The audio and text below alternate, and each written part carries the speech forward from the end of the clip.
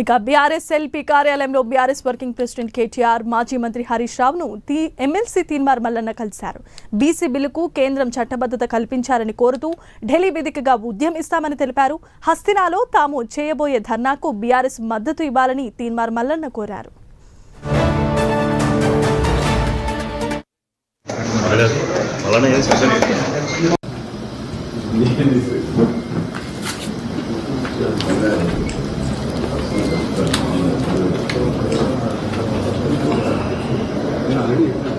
చెప్తే నువ్వు ఎట్లా ఎట్లా ఉంటుంది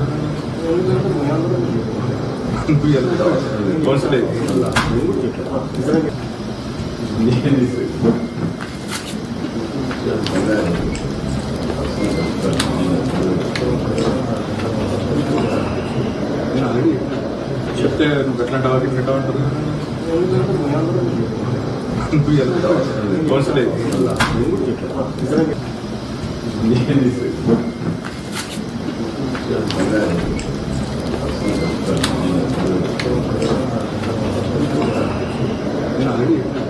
చెప్తే నువ్వు ఎట్లా ఉంటుంది